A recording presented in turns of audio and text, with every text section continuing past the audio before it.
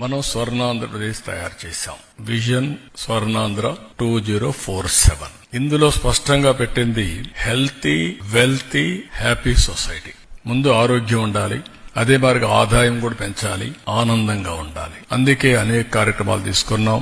ఆ కార్యక్రమాలకి ఇది ఎక్కువగా సూట్ అవుతుంది.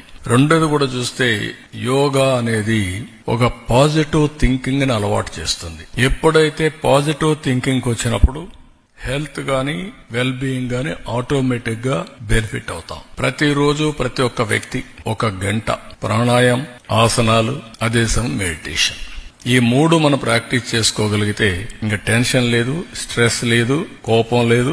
You enjoy the work.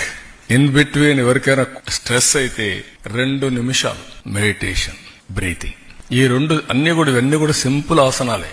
It will give you so much of energy, inner energy. ప్రతి ఒక్కరిలో కూడా చాలా ఎనర్జీస్ ఉన్నాయి. అదే సమయంలో అన్నెసరిగా డ్రైన్ అవుట్ అయిపోతున్నాం. దానికి కారణాలు మనకు బెటర్ లివింగ్ ఎట్ట చేసుకోవాలో తెలియకుండా పోవడం. ఈ కాంపిటేటివ్ వరల్డ్ లో స్ట్రెస్ లో ప్రతి ఒక్కరు పడిపోయి అక్కడి నుంచి ఎవరెవరు ఒక్కొక్కసారి ఈ ఎకో సిస్టమ్ లో డిఫరెంట్ ప్లేయర్స్ వచ్చి లా అండ్ ఆర్డర్ క్రియేట్ చేసేవాళ్ళు ఒకరు, లేకుంటే అరాచకాలు చేసేవాళ్ళు ఒకరు. వాళ్ళు రాయాలని మీరంతా పరిగెత్తడం, మీ కాంపిటీషన్ మీది.